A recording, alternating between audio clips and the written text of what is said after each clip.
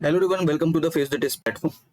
तो ये लेक्चर में हम डिस्कस करेंगे कुछ प्रीवियस ईयर के क्वेश्चंस जो कि पूछे गए हैं on Arrhenius concept, Bronsted Lowry concept and Lewis concept of acids and bases के ऊपर। तो अलग अलग एंट्रेंस एग्जाम से मैंने कुछ क्वेश्चंस निकाले हैं, तो इससे आपके जो कंसेप्ट है वो बिल्डअप हो जाएंगे और इसके बाद फिर आपको ये अंदाजा आ जाएगा कि किस तरीके से कंसेप्ट्स को अप्लाई करना है, ताकि इससे रिलेटेड अगर कोई भी टाइप का क्वेश्चन अगर आता है आपके एग्जाम में तो वो क्लियर हो जाएगा।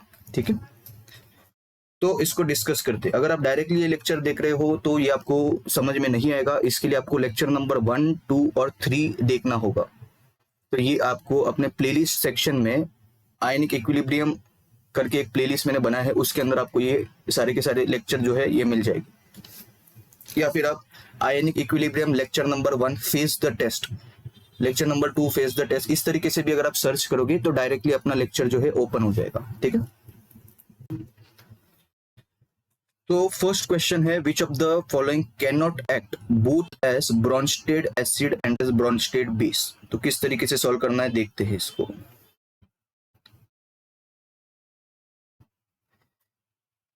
अगर मैं HCO3 नेगेटिव की बात करूं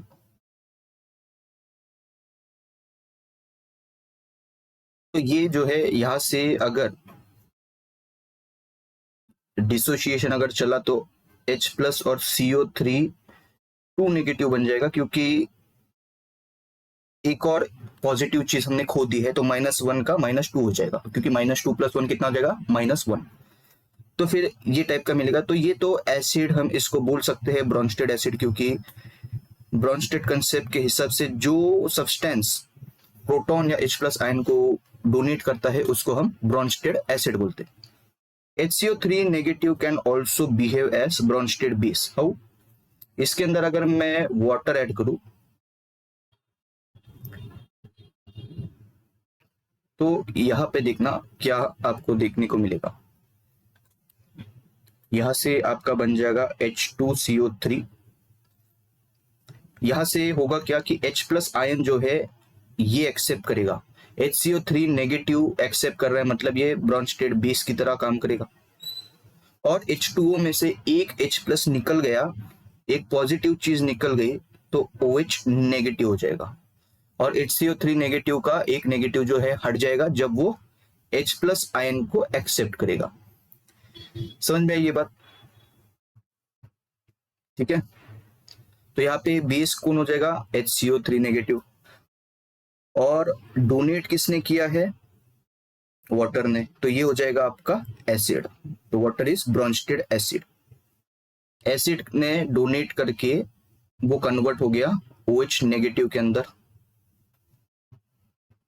और HCO3 नेगेटिव जो है उसने प्रोटॉन को क्या किया? एक्सेप्ट किया और कन्वर्ट हो गया into weak acid, that is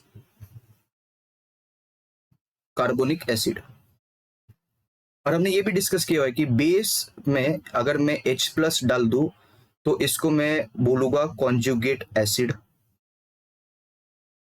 तो ये भी हमने डिस्कस किया हुआ है पहले वाले लेक्चर में। और एसिड से अगर H+ निकल जाए तो जो बचेगा उसको मैं क्या बोलूंगा? Conjugate base. ठीक है, तो HCO3 नेगेटिव जो है it can act as both Bronsted acid as well as Bronsted base. तो ये ऑप्शन तो हो नहीं सकता। सेकेंड ऑप्शन में दिया है NH3। NH3 में से मैं अगर H+ निकाल दूं तो NH2 जो है मुझे मिल जाएगा, NH2 नेगेटिव। तो NH3 can behave as Bronsted acid. NH3 के साथ अगर मैं वाटर के साथ उसको ट्रीट कराऊं तो क्या मिलेगा? Sorry, NH3। तो H+ आयन जो है ये एक्सेप्ट करके NH4 बन जाएगा, NH4+, क्योंकि इसने एक एक्सेप्ट किया हुआ है हाइड्रोजन आयन। और H2O में से एक हाइड्रोजन निकल गया तो ये बन जाएगा OH नेगेटिव। NH3 ने एक्सेप्ट किया तो मैं इसको बोलूंगा बेस। H2O ने H+ आयन को लूज किया तो मैं इसको बोलूंगा एसिड। क्लियर है तक?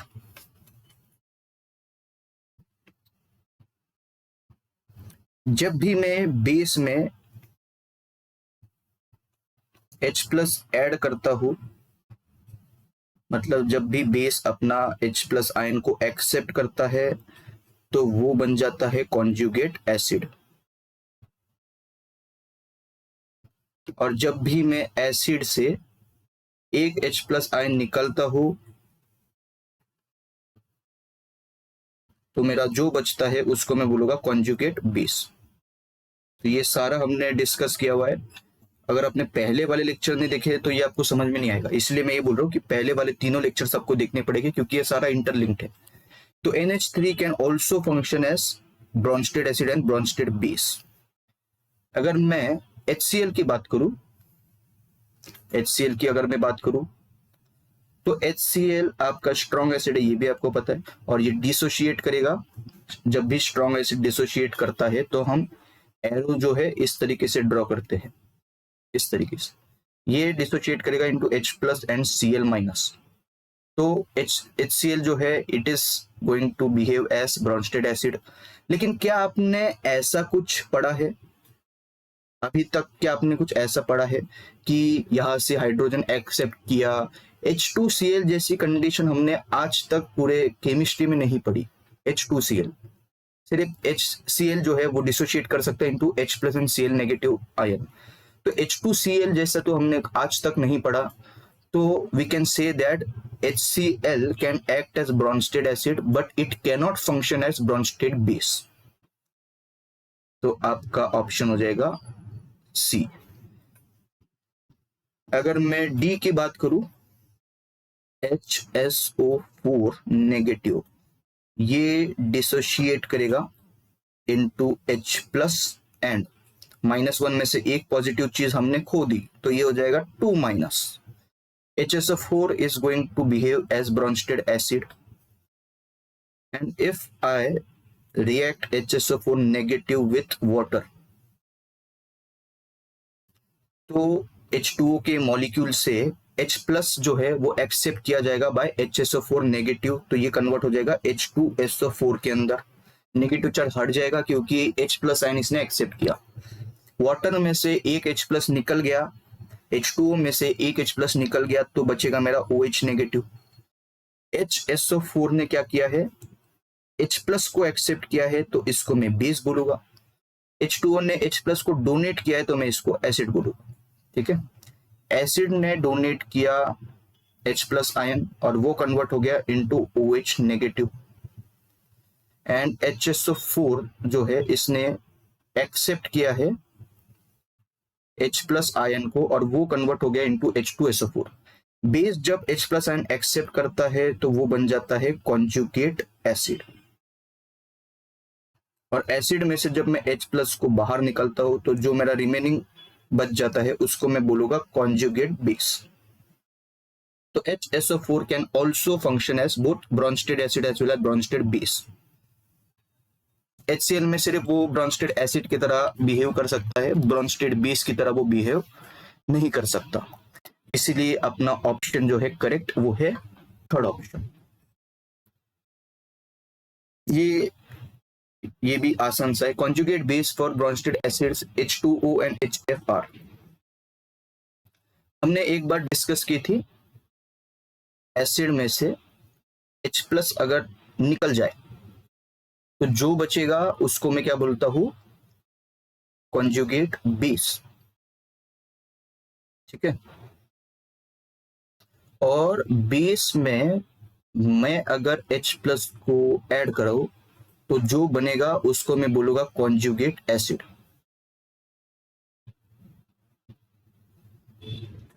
मुझे क्या ढूंढना है, कॉन्जुगेट बेस।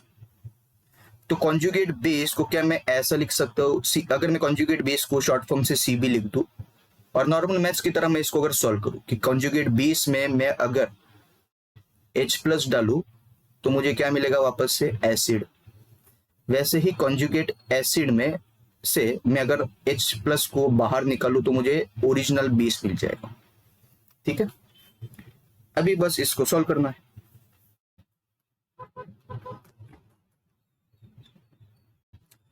तो ब्रॉन्स्टेड एसिड आपको दे रखा है, वो है H2O। हमको पता है कि एसिड में से H प्लस निकला तो कॉन्जुगेट बेस मिलेगा, ये वाला ट्रिक, ठीक है। तो इसमें से मुझे क्या निकालना है, H प्लस निकालना है।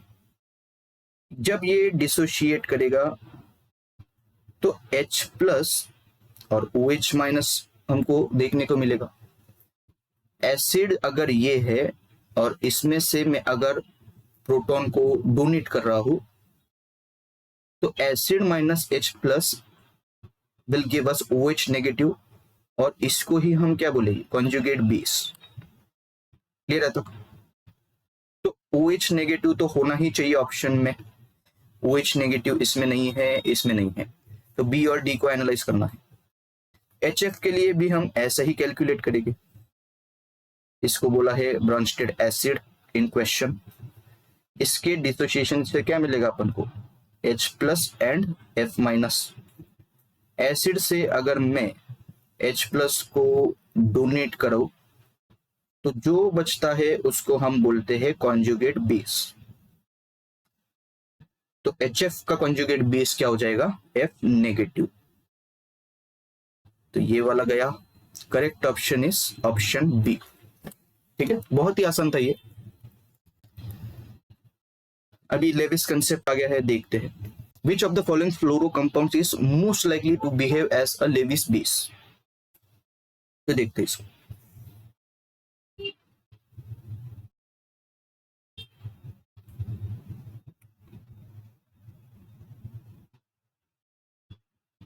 ये वाला जो एग्जाम्पल है ये हमने पहले भी कर रखा है, तो अगर आपको याद होगा हमने पहले इसके बारे में डिस्कस किया हुआ है, ये पिछले लेक्चर में आप देख लो, ये थर्ड लेक्चर में हमने इसके बारे में डिटेल में डिस्कस किया था। तो देखते हैं कैसे इसको सॉल्व करना है। तो बोरॉन का आपको एटॉमिक नंबर पता है, hydrogen, helium, lithium, beryllium, boron. तो 5th नंबर पे आएगा। 2,3 इसका इलेक्ट्रॉनिक कॉन्फ़िगरेशन हो जाएगा। तो 3 जो है आउटर मोस्ट शेल में इसके इलेक्ट्रॉन्स होंगे, वो हम ऐसे लिखते हैं इसके अंदर। चलो मैं इसको ये थोड़ा सा नीचे बना लेता हूँ, क्योंकि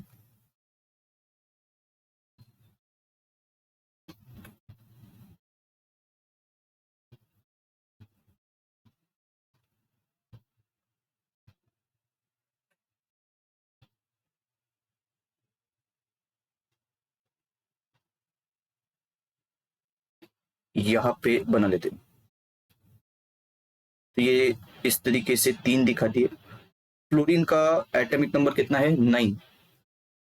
2,7 इसको लिख सकते हैं। तो आउटर मोस्ट शेल में 7 इलेक्ट्रॉन्स होगी, 1 2 3 4 5 6। इस तरीके से मैंने 7वां दिखा दिया। ये हमने ऑलरेडी डिटेल में डिस्कस किया है पिछले लेक्चर में, ठीक है। तो मैं ये लेविस स्ट्रक्चर फिर से एक्सप्लेन नहीं करूंगा, क्योंकि हम यहाँ पे प्रैक्टिस क्वेश्चन सोल्व कर रहे हैं। तो डिटेल में कंसेप्ट समझना होगा तो इसके पिछले वाला लेक्चर आपको देखना होगा। BF3 है तो एक फ्लोरीन नीचे बना लेता हूं, इस तरीके से 7 इसके अंदर दिखा देता हूं। 2 3 4 5 6 7, ठीक है। अभी आपको पता है कि ये शेयरिंग से इलेक्ट्रॉन शेयरिंग से बॉन्ड बनेगा, इलेक्ट्रॉन शेयरिंग से बॉन्ड बनेगा, इलेक्ट्रॉन शेयरिंग से बॉन्ड बनेगा।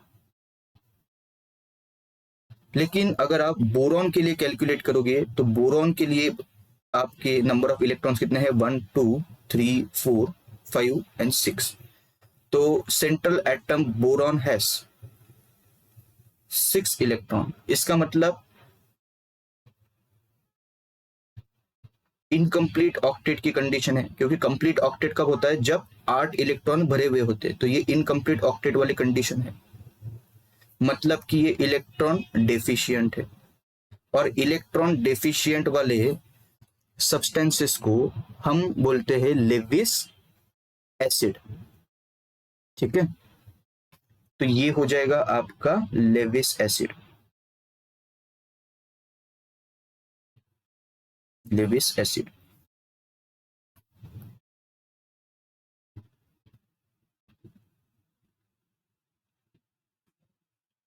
ठीक है। तो क्वेश्चन में दिया है कि most likely to behave as Lewis base, तो ये तो लेविस एसिड की तरह परफॉर्म कर रहा है। अभी हम बात करेंगे PF3 के बारे में।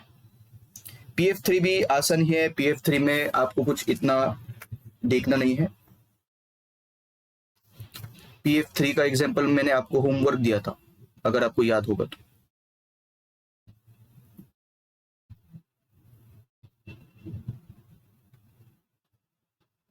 इसका भी थोड़ा सा नीचे बना लेते हैं इसका।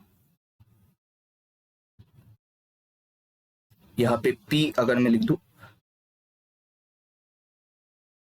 F3, ठीक है। तो पिछला वाला होमवर्क आप सभी ने किया है या नहीं, कमेंट में बताओ जल्दी से। सबसे सॉल्व हुआ? ठीक। तो कुछ इसमें मुश्किल नहीं था, देखते हैं कैसे इसको सॉल्व करना है। इसका 1 2 3 4 और 5,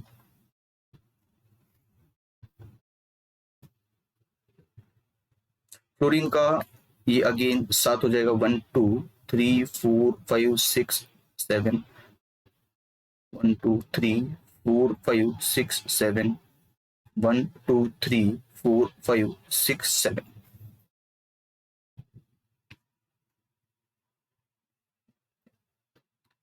यहाँ पे बॉन्ड बनेगा, यहाँ पे बॉन्ड बनेगा, यहाँ पे बॉन्ड बनेगा।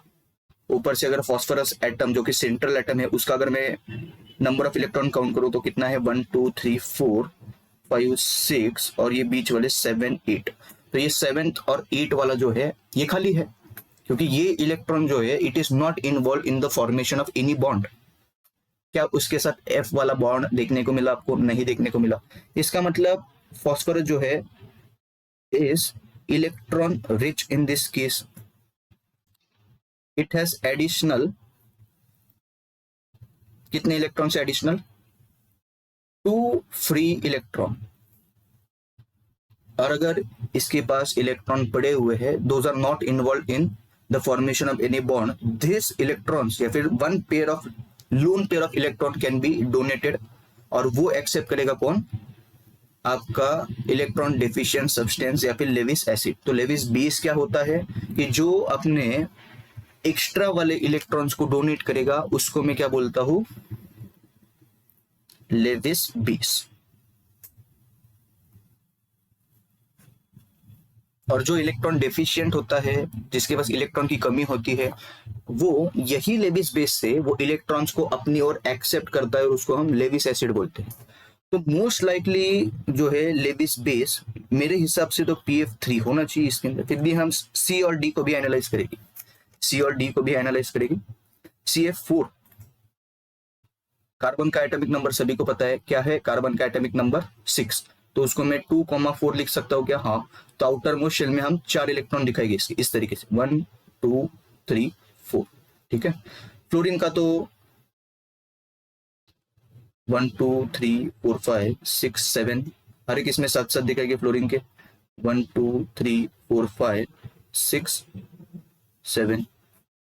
यहाँ पे भी फ्लोरीन के 1 2 3 4 5 6 7, 1 2 3 4 5 6 7,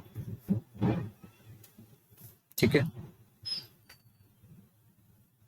यहाँ पे बॉन्ड बना, इन दोनों के शेयरिंग से बॉन्ड बना, इन दोनों के इलेक्ट्रॉन के शेयरिंग से बॉन्ड बना और इन दोनों के इलेक्ट्रॉन के शेयरिंग से बॉन्ड बना।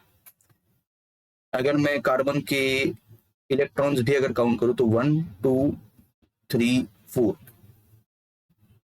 5 6 7 8। कार्बन का ऑक्टेट जो है वो कंप्लीट है।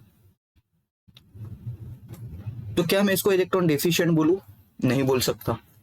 क्या मैं इसको इलेक्ट्रॉन रिच बोलूं? वो भी नहीं बोल सकता। क्यों? क्योंकि इसके सारे के सारे इलेक्ट्रॉन जो है they are being used up in the formation of bonds.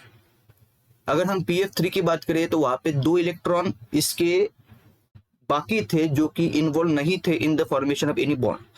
No doubt phosphorus का भी ऑक्टेट कंप्लीट था, लेकिन उसके बाद 2 इलेक्ट्रॉन थे जो कि कोई भी बॉन्डिंग में इन्वॉल्व नहीं थे। CF4 में क्या है? सारे के सारे इलेक्ट्रॉन जो है वो यूज्ड अप हो गए in the formation of bond with fluorine. But no free electrons, ठीक है। तो CF4 जो है it is neither Lewis acid nor Lewis base, ठीक है। तो ये नहीं होगा। डी वाला अगर आप देखोगे तो डी वाला भी आसानी है, ऊपर में ड्रॉ कर लेते हो यहाँ पे। सिलिकॉन का एटॉमिक नंबर है 14, 14 सिलिकॉन का एटॉमिक नंबर है 14, 14 को मैं 284 इस तरीके से लिख सकता हूँ क्या? तो हाँ लिख सकते हैं। तो 4 इलेक्ट्रॉन दिखाने पड़ेंगे मेरे को, 1 2 3 4। फ्लोरीन का भी वापस से आउटर मोस्ट इसमें कितने हो गए? 7 हो गए। यहाँ पे भी 7 दिखाएंगे, 1 2 3 4 5 6 7। यहाँ पे भी 7 दिखाएंगे, 1 2 3 4 5 6 7। देखो पिछला लेक्चर अगर आपने नहीं देखा होगा तो आपको कुछ भी समझ में नहीं आने वाला, क्योंकि हम प्रैक्टिस क्वेश्चन सॉल्व कर रहे हैं इसके अंदर। तो मैं ये सजेस्ट करूंगा कि पिछले लेक्चर्स देखो, डायरेक्टली ये वाला लेक्चर मत देखना, वरना ये आपके दिमाग के ऊपर से जाएगा। और लेक्चर्स मैंने ऐसे समझाए हैं कि ये आप आराम से कर सकते हो, लेकिन उसके लिए आपके बेसिक्स पक्के होने चाहिए, तो आपके वो पिछले लेक्चर्स देखने से ही ठीक होगी, ठीक है। यहाँ पे अगर मैं नंबर ऑफ इलेक्ट्रॉन्स काउंट करूँ central atom that is silicon का, तो इसके होते हैं 1 2 3 4 5 6 7 8। तो सिलिकॉन जो आपका सेंट्रल एटम है उसका भी ऑक्टेट कंप्लीट है।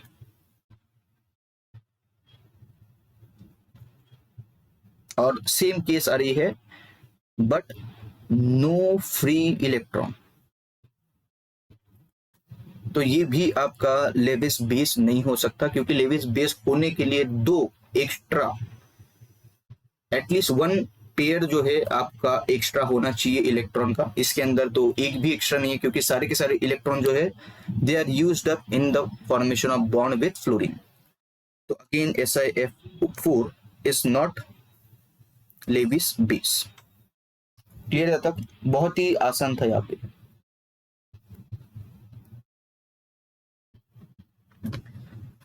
और एक बात अगर आप यहाँ पे नोट करोगे तो SiF4 के बारे में हमने एक और चीज पढ़ी थी।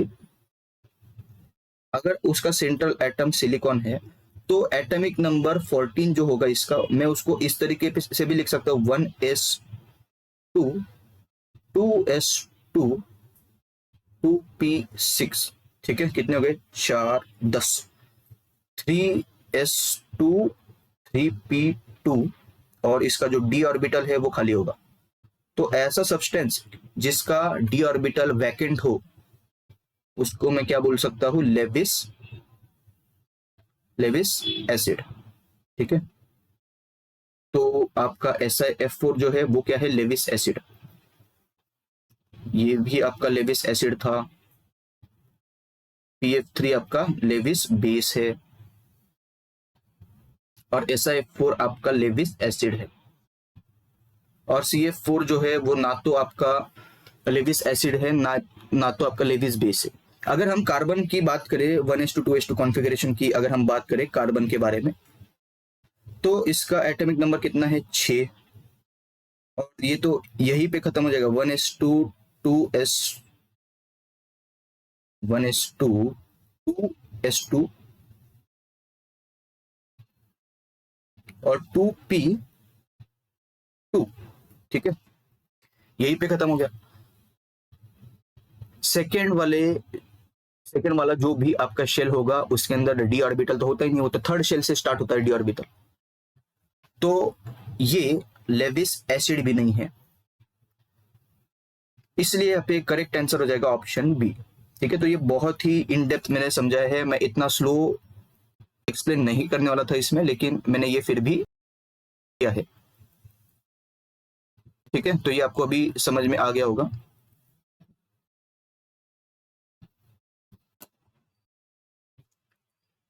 Which of this is least likely to act as a Lewis base? Least likely to act as Lewis base. इसका तो ए वाले का हमने डायरेक्ट एग्जांपल लिया हुआ था, ठीक है। F नेगेटिव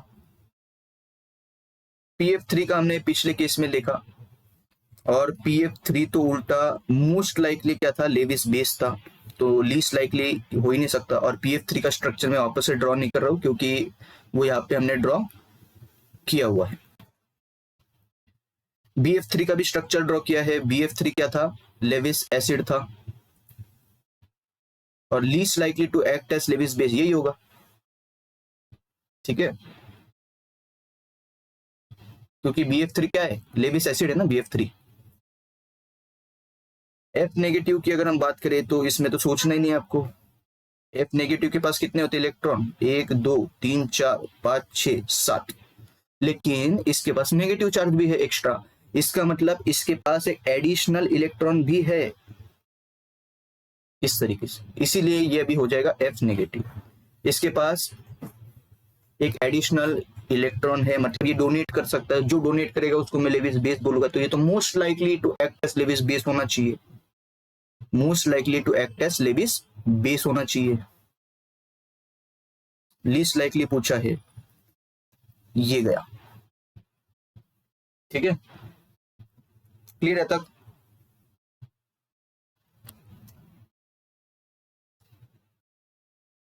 और CO के लिए हमने एक बात डिस्कस की थी, टेट्रा कार्बोनिल निकेल जो कॉम्प्लेक्स है, इसके अंदर ये जो कॉम्प्लेक्स कंपाउंड है, इसके अंदर CO जो है वो लिगेंड की तरह काम करता है, और ये डोनेट करता है इलेक्ट्रॉन को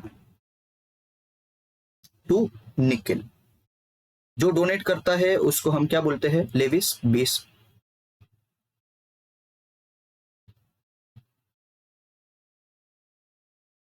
और निकेल जो है ये एक्सेप्ट करता है इलेक्ट्रॉन फ्रॉम CO, तो निकेल क्या हो जाएगा, Lewis acid. Least likely to act as Lewis base पूछा है, तो CO जो है ये तो most likely to act as Lewis base है, तो ये भी गया, तो करेक्ट ऑप्शन है आपका ऑप्शन C। तो ये भी बहुत ही आसान सा क्वेश्चन था। इसके अंदर बात करते हैं, इसके अंदर डायमंड्स पूछे हैं, तो बहुत सारे बच्चे जो है डर गए, पता नहीं क्यों डरे, तो देखते हैं, बहुत ही आसान सा क्वेश्चन है ये भी, ठीक है, ठीक है, देखते हैं, आपसे ये सॉल्व नहीं हुआ तो ठीक है, देखते हैं इसको। मैं एक का पहले आपको ड्रॉ करके दिखाता हूं, फिर आपका ये डाउट जो है क्लियर हो जाएगा।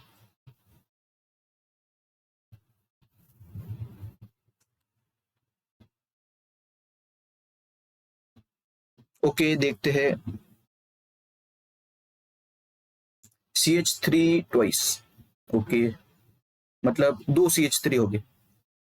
CH3 ट्वाइस को क्या मैं इस तरीके से लिख सकता हूँ, CH3 और बॉन्ड बना के CH3, ये होगा आपका CH3 होल ट्वाइस।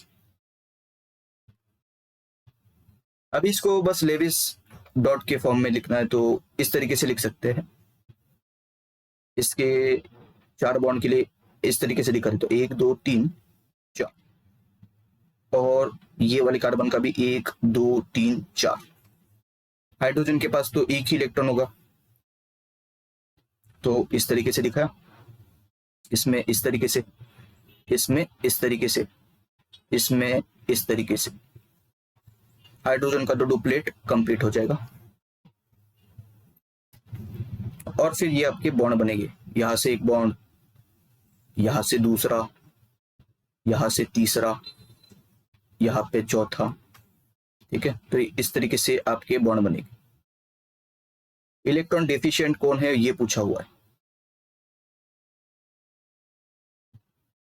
तो अगर मैं ये सेंट्रल कार्बन एटम की बात करूं, तो देखो इसका ऑक्टेट कंप्लीट है या नहीं, 1 2 3 4 5 6 और ये 7 8, इसका ऑक्टेट कंप्लीट है, मतलब ये इलेक्ट्रॉन डेफिशिएंट नहीं है।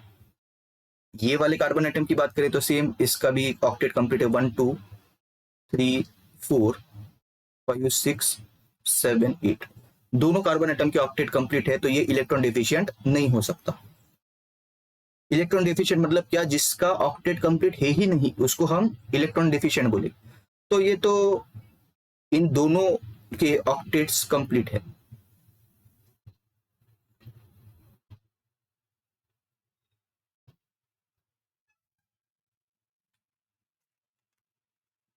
तो हम एक्सप्लेनेशन में क्या लिख सकते हैं, both carbon atoms has completely field octet. और हम सिर्फ कार्बन की क्यों बात कर रहे हैं, क्योंकि हमको सिर्फ सेंट्रल एटम का ही देखना होता है, ठीक है। तो ये भी हमने डिस्कस किया हुआ है पिछले लेक्चर में। तो इलेक्ट्रॉन डिफिशिएंट ये फर्स्ट वाला नहीं हो सकता। सेकंड वाला देखते हैं, Si3 Si के दो है और H3 के भी दो है। तो क्या मैं इसको ऐसा लिख सकता हूं, Si Si और ये वाली केस, ठीक है। तो इसमें भी कुछ मुश्किल नहीं था, पता नहीं बच्चे डर गए इसके अंदर। इसका एक एक निकाल लेते, इसका एक, यहाँ पे एक, इसका एक इलेक्ट्रॉन, हाइड्रोजन का एक, हाइड्रोजन का एक, हाइड्रोजन का एक। सिलिकॉन का एटॉमिक नंबर 14 होता है, तो इसके कितने हैं, 4 आने चाहिए, 1 2 3 4। यहाँ पे एक बॉन्ड बनेगा तो 1 2 3 4, खत्म। यहाँ पे एक बॉन्ड बन जाएगा H के साथ, यहाँ पे एक, यहाँ पे एक, SI के बीच में यहाँ पे एक बॉन्ड बनेगा, ये एक, ये एक, ये एक, ठीक है। ये समझ में आ रहा है ना आपको, ये this is nothing but this.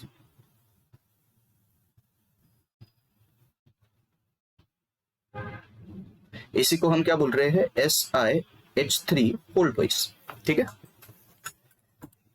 तो ऑक्टेट की अगर हम बात करें तो काउंट करके देख लो यार, 1 2 3 4 5 6 7 8। एक सिलिकॉन का ऑक्टेट कंप्लीट, दूसरे वाले का 1 2 3 4 5 6 7 8, इसका भी ऑक्टेट कंप्लीट है। तो ये भी इलेक्ट्रॉन डिफिशिएंट नहीं है, क्योंकि both silicon atoms, both silicon atoms has completely field octet. तो ये इलेक्ट्रॉन डिफिशिएंट नहीं है। BH3 होल ट्वाइस की अगर हम बात करें तो देख लेते हैं। तो बोरॉन के दो हो गए, 2,3 इसको लिखते हैं। तो एक ऐसा लिखूंगा मैं, एक ऐसा, एक ऐसा, ओके, ठीक है। तो बॉन्ड बन रहा है, तो मैं एक जो है यहाँ पे दिखा देता हूँ, B1 2 3। यहाँ पे भी इस तरीके से लिख सकते 1 2 3। नीचे हाइड्रोजन का लिखेंगे, हाइड्रोजन का एक इलेक्ट्रॉन, हाइड्रोजन का एक, हाइड्रोजन का एक, यहाँ पे हाइड्रोजन का एक, हाइड्रोजन का एक, और ये हाइड्रोजन का एक। यहाँ पे देखो हो क्या रहा है, हाइड्रोजन का डुप्लीकेट कंप्लीट और बॉन्ड भी बनेगा। यहाँ पे भी इस तरीके से बॉन्ड बनेगा, यहाँ पे बॉन्ड बनेगा, यहाँ पे बॉन्ड बनेगा, और यहाँ पे बॉन्ड बनेगा। अभी अगर मैं एक एक बोरॉन का अगर कैलकुलेट करूं, तो यहाँ पे बोरॉन के लिए कैलकुलेट करेंगे 1 2 3 4 5 6 7। बोरॉन के लिए एक और इलेक्ट्रॉन का शॉर्टेज है। सिमिलरली फॉर दिस बोरॉन, उसका भी नंबर 7 आएगा। तो हम एक्सप्लेनेशन में ये लिख सकते हैं, both boron atoms has shortage of 1 electron each. तो ये क्या हो जाएगा, इलेक्ट्रॉन डिफिशिएंट। और यही तो क्वेश्चन में पूछा है कि इलेक्ट्रॉन डिफिशिएंट कौन है, तो ऑप्शन है आपका सही वाला थर्ड। फिर भी हम फोर्थ वाले को एनालाइज करेंगे, देखते हैं। फोर्थ वाला हमने यहाँ पे एनालाइज किया था ना, ये PF3 का था, PF3 का था ये, ठीक है। अलग था तो ये देख लेते वापस। PF था, हाँ PF था ये, तो PH3 के बारे में पूछा है, तो देखते हैं।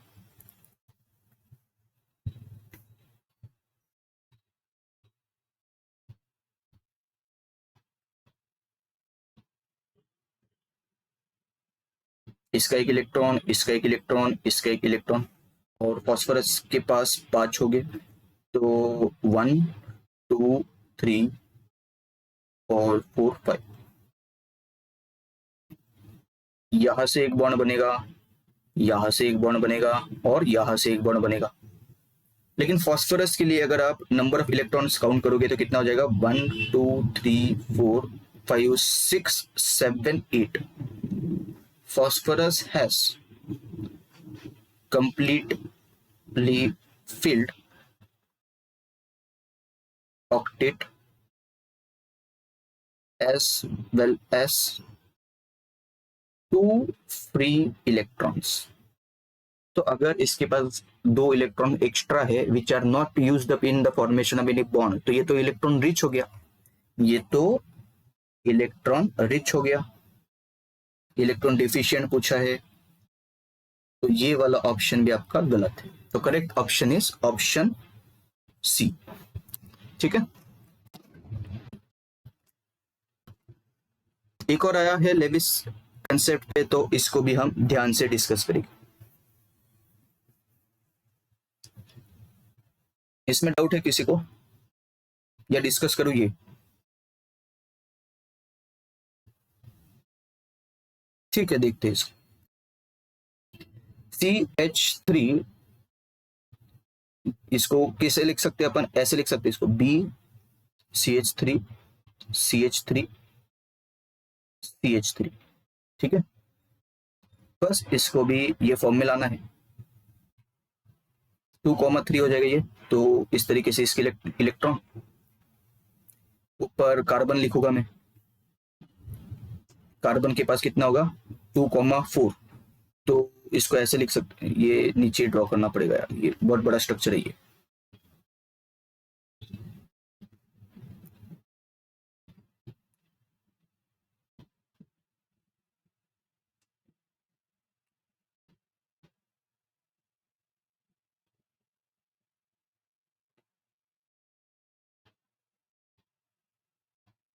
कार्बन ऊपर लिखना पड़ेगा,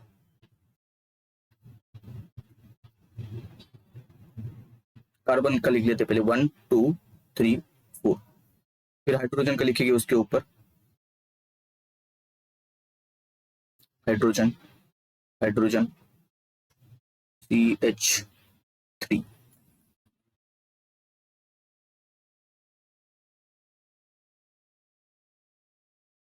इसका इस तरीके से लिखना पड़ेगा ना, CH।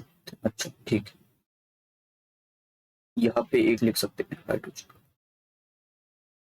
फिर इसका बॉन्ड बनेगा इसके साथ, इसका इसके साथ, और इसका इसके साथ, CH3 का हिस्सा हो गया, और इन दोनों के बीच में एक बनेगा ये।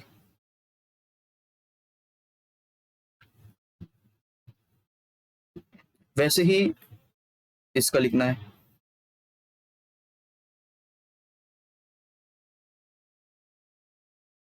ये कार्बन इसके साथ आ जाएगा, और इसका H 1 2 3 4, इसके पास 3 हाइड्रोजन अटैच्ड है, तो हाइड्रोजन को ऐसा लिखूंगा मैं। ओके, तो ये क्लियर हो जाएगा। अभी ये बॉन्ड बनेगा, ये बॉन्ड बनेगा, ये बॉन्ड बनेगा, और ये इसके साथ आएगा। वैसे ही नीचे की तरफ CH3,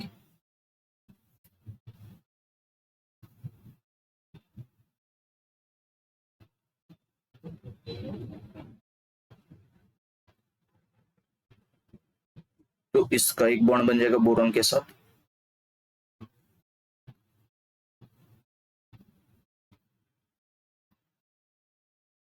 और ये हाइड्रोजन, इसका बॉन्ड, ये CH3 का ये एक बॉन्ड, और यहां से एक बॉन्ड। तो ये स्ट्रक्चर है, मुझे लेना देना है सिर्फ बोरॉन से, क्योंकि सेंट्रल एटम ही हमको देखना होता है। तो बोरॉन की नंबर ऑफ इलेक्ट्रॉन्स काउंट करो यार, कितना है, 1। बोरॉन का इतना कैलकुलेट करना पड़ेगा, ये देखो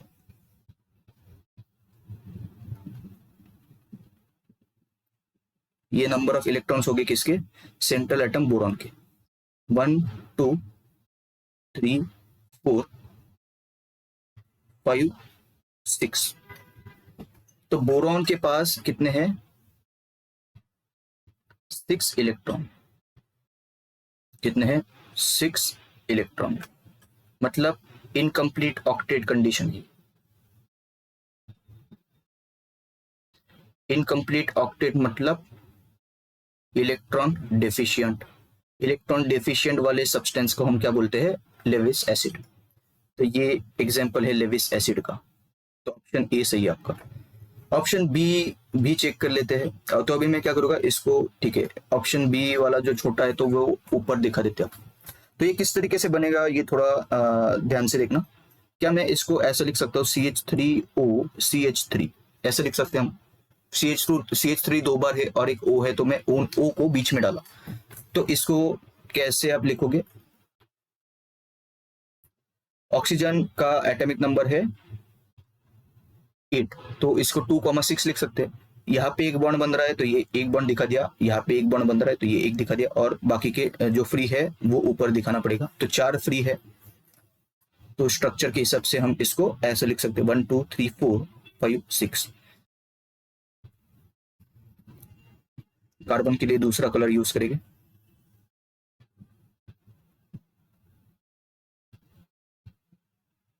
वन 2 3 4, यहाँ पे भी 1 2 3 4। पहले तो जो बीच वाले बॉन्ड से उसको मैं ड्रॉ कर लेता हूं।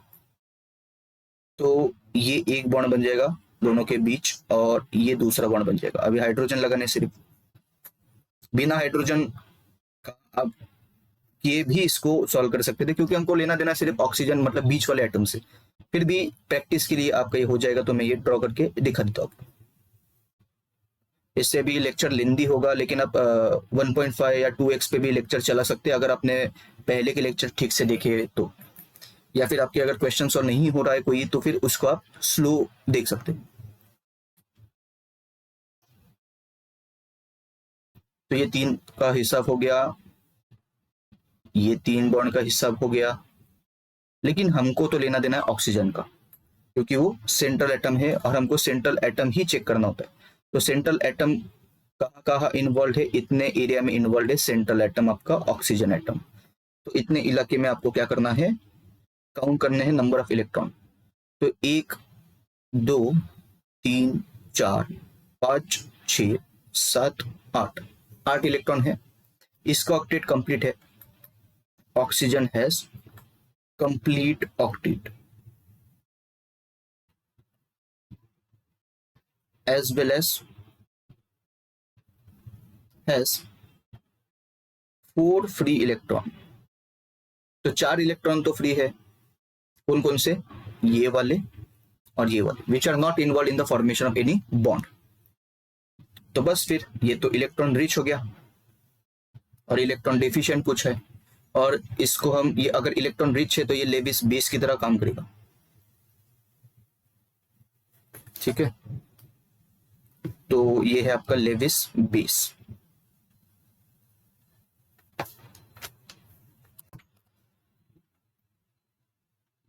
ठीक है, ये समझ में आ रहा है आपको। अभी मैं इसको पूरा इरेज करूंगा, ठीक है। थर्ड वाले के लिए अगर अपन देखते हैं तो थर्ड वाला भी ऐसे ही होगा, पूरा इरेज नहीं किया तो भी चलेगा। यहाँ पे सिर्फ बोरॉन की जगह पे मैं फॉस्फोरस डाल दूंगा, ठीक है, क्योंकि CH3 वाला पार्ट तो सेम रहेगा इसके अंदर, सिर्फ बीच वाला फॉस्फोरस चेंज हो जाएगा इसके अंदर।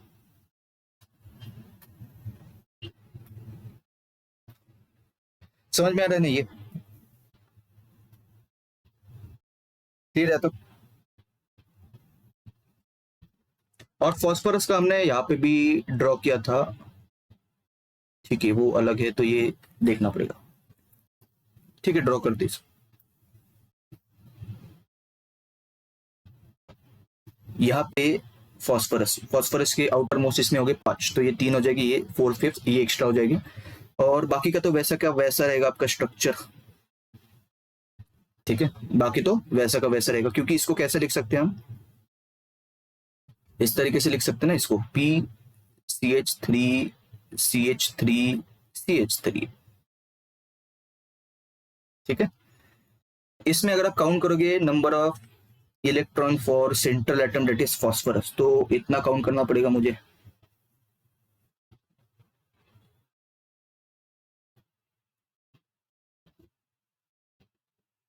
तो काउंट करो, 1 2 3 4 5 6 7 और ये 8। तो इसका ऑक्टेट जो है ये कंप्लीट है, और ऊपर से 2 इलेक्ट्रॉन भी फ्री है, complete octet and 2 electron free. कौन कौन से, ये दोनों, which are not involve in the formation of any bond. तो इसके बाद अगर इलेक्ट्रॉन फ्री है तो ये इलेक्ट्रॉन रिच हो जाएगा, इलेक्ट्रॉन रिच है तो इसको मैं लेविस बेस बोलूं, और लेविस एसिड पूछा है तो ऑप्शन सी तो हो ही नहीं सकता, क्योंकि ये लेविस बेस है। डी वाला का स्ट्रक्चर भी ऐसे ही है, सिर्फ ये फास्फोरस की जगह पे आपका नाइट्रोजन एटम लग जाएगा यहाँ पे। ठीक है, तो इसको मैं पूरा इरेज नहीं करूंगा, यहाँ पे आपको मैं समझा देता हूँ इसका। नाइट्रोजन का तो एटॉमिक नंबर आपको पता है कितना है, 7, तो 2,5 हो जाएगा। तो ये पूरा का पूरा ऐसा का ऐसा रहेगा, पूरा का पूरा ऐसा का ऐसा रहेगा, सिर्फ इसके जगह पे नाइट्रोजन आ जाएगा, क्योंकि नाइट्रोजन का भी एटॉमिक नंबर 7 है, और आपके जो आउटर मोस्ट शेल में इलेक्ट्रॉन्स होगी वो 5 हो गए। तो फॉस्फोरस के भी आउटर मोस्ट शेल में 5 थे, इसके भी 5 हो गए। तो नाइट्रोजन के लिए भी सेम एक्सप्लेनेशन, अगर आप नंबर ऑफ इलेक्ट्रॉन काउंट भी करोगे तो वो सेम ही हो जाएगा, क्योंकि फॉस्फोरस इसका भी सेम है, कोई चेंजेस नहीं इसके अंदर, सिर्फ बीच वाला आइटम आपका चेंज हो गया। तो इसका भी ऑक्टेट कंप्लीट है, 2 इलेक्ट्रॉन फ्री है, इलेक्ट्रॉन रिच है। तो इलेक्ट्रॉन रिच है तो इसको मैं लेविस बेस बोलूंगा, ये है आपका लेविस बेस। आपको लेविस एसिड पूछा था, जो कि सिर्फ है आपका ऑप्शन नंबर 1। ठीक है, ब्रोंस्टेड लाउडी कंसेप्ट पे क्वेश्चन है, the hydride ion H negative is stronger base than its hydroxide ion OH negative. Which of the following reactions will occur if NaH sodium hydride is dissolved in water? देखो यहाँ पे अगर आपको कुछ idea नहीं था, फिर भी ज्यादा सोचना नहीं था, यहाँ पे आपको एक इंफॉर्मेशन दी है क्वेश्चन में, hydride ion is stronger base than OH negative. OH negative से स्ट्रॉन्ग कौन है, H नेगेटिव, S20। तो क्या हम ये बोल सकते हैं कि H नेगेटिव कैन एक्सेप्ट, या फिर ऐसा लिख सकते हैं H negative has more tendency to accept H plus ion, H negative ion has strong tendency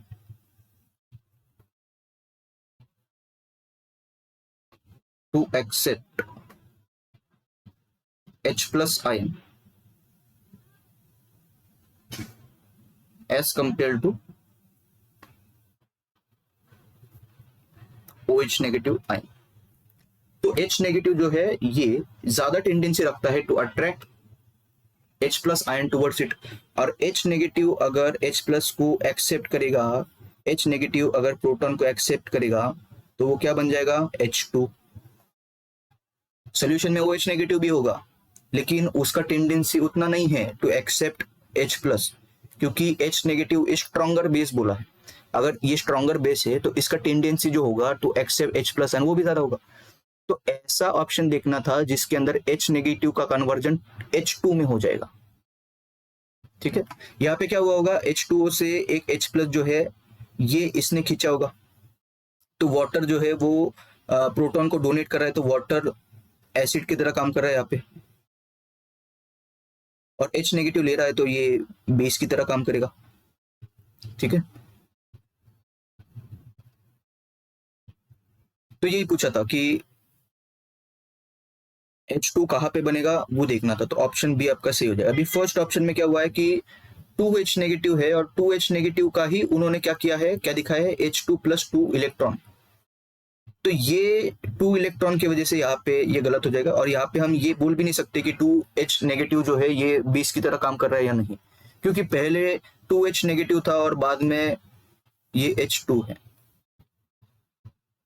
ठीक है, तो ये यहाँ से ये अच्छी तरीके से एक्सप्लेन नहीं किया गया ये फर्स्ट ऑप्शन में। सेकंड ऑप्शन में आप क्लियरली देख सकते हैं कि एक H नेगेटिव का आयन था वो H+ को एक्सेप्ट करके H2 में कन्वर्ट हो रहा है और OH नेगेटिव वैसे का वैसा रहेगा। सी में दिया नो रिएक्शन, ये तो मतलब फालतू ही ऑप्शन है ये, और नन ऑफ द अबव तो हो ही नहीं सकता। तो यहाँ पे करेक्ट ऑप्शन है बी, और ये थोड़ा सा दिमाग लगाने वाला था यहाँ पे। ठीक है, अगर OH नेगेटिव स्ट्रॉन्ग बेस होता तो वो H2O बन जाता, OH नेगेटिव फिर H+ को एक्सेप्ट करके वो H2O बन जाता। लेकिन यहाँ पे OH नेगेटिव वैसा का वैसा रहा है, H नेगेटिव ने H+ को एक्सेप्ट किया और वो H2 में कन्वर्ट हो गया, क्योंकि वो स्ट्रॉन्ग टेंडेंसी रखता था to attract H+ ion towards it. ठीक है, तो ये सेकेंड ऑप्शन में अच्छी तरीके से बात हुई। ठीक है, फर्स्ट ऑप्शन में क्या किया उन्होंने, ये इसमें गड़बड़ कर दिया उन्होंने, 2 इलेक्ट्रॉन लिबरेट कर दिया यहाँ पे। इसकी वजह से आपको पता ही नहीं चलेगा कि इसके अंदर स्ट्रॉन्ग बेस कौन है। यहाँ पे उन्होंने OH नेगेटिव को रखा है, तो इसमें आपको ये मोर अप्रोप्रिएट आंसर है आपका option B. Bronsted Lowry concept conjugate acid पूछा है NH2 का। हमको ये बात पता है कि एसिड में से जब H+ निकल जाए तो मेरा जो बचता है उसको मैं कॉन्जुगेट बेस बोलता हूं, और बेस के अंदर अगर H+ आयन जुड़ जाए तो इसको मैं कॉन्जुगेट एसिड बोलता हूं।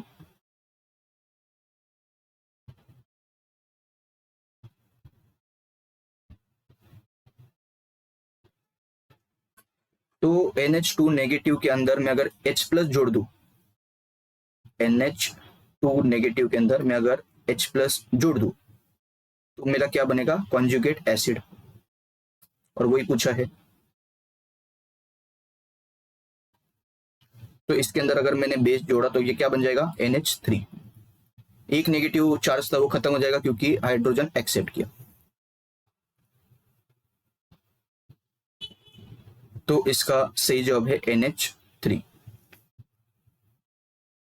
ठीक है, क्लियर है, तक यहाँ पे कोई डाउट होना ही नहीं चाहिए। ठीक है, स्ट्रॉन्गेस्ट कॉन्जुगेट बेस इज, ठीक है, स्ट्रॉन्गेस्ट कॉन्जुगेट बेस, वही कंसेप्ट यहाँ पे लागू होगा कि एसिड में से H+ निकाला तो मेरा बनता है क्या, कॉन्जुगेट बेस। और ये वाला भी हमने डिस्कस किया हुआ है, एक अलग से स्लाइड लिया था अपने पूरा, ये देखते वक्त। अगर मेरा कॉन्जुगेट बेस स्ट्रॉन्गेस्ट है तो मेरा एसिड जो है ये वीकेस्ट होना चाहिए, ये कंसेप्ट हमने पढ़ रखा था। तो स्ट्रॉन्गेस्ट कॉन्जुगेट बेस का जो एसिड होगा वो क्या होगा, वीकेस्ट। तो देखते हैं, हालांकि फोर्थ ऑप्शन से ही आपको आइडिया आ गया होगा कि अगर मैं CH3COOH एसिड लेता हूं जो कि ये दिए गए ऑप्शन में सबसे वीकेस्ट एसिड है, acetic acid weakest acid out of the given 4 options, तो यहाँ पे ये डिसोशिएट करेगा इस तरीके से, एसिड में से H+ निकल जाएगा, यहां से जो बेस बनेगा CH3COO नेगेटिव, ये क्या हो जाएगा, स्ट्रॉन्गेस्ट कॉन्जुगेट बेस।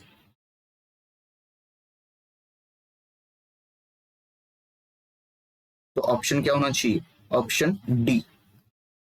फिर भी बाकी के भी मैं आपको एक्सप्लेन करूंगा क्योंकि बहुत सारे बच्चों को अभी भी पता नहीं चला होगा कि ये क्या चल रहा है। बाकी के ऑप्शन भी देख लेते हैं।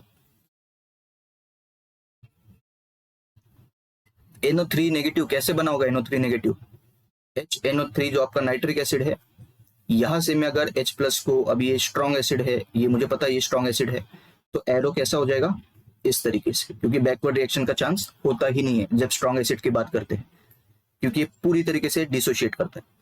तो ये NO3 नेगेटिव बन जाएगा। अगर ये स्ट्रॉन्ग एसिड है तो इसका जो कॉन्जुगेट बेस बनता है वो वीक होता है, क्योंकि ये उल्टा हो जाता है, ये हमने बात की थी। ये हो जाएगा वीक कॉन्जुगेट बेस। अगर मैं SO4 2 नेगेटिव की बात करूं तो H2SO4 से ही ये बना होगा, ये भी स्ट्रॉन्ग एसिड है इसलिए एरो इस तरीके से दिखेगा, और ये डिसोशिएट करेगा into H plus 2H plus, क्योंकि 2H लिबरेट करेगा ये, और 2H प्लस निकले तो SO4 2 नेगेटिव चार्ज हो जाएगा, क्योंकि 2 पॉजिटिव चीज निकली है, ठीक है, डोनेट की है, तो इस तरीके का होगा। इसके अंदर हमको ये पता है कि ये स्ट्रॉन्ग एसिड है, सल्फ्यूरिक एसिड पूरी तरीके से डिसोशिएट करेगा। तो स्ट्रॉन्ग एसिड का जो बेस होता है, कॉन्जुगेट बेस होता है, वो वीक होता है।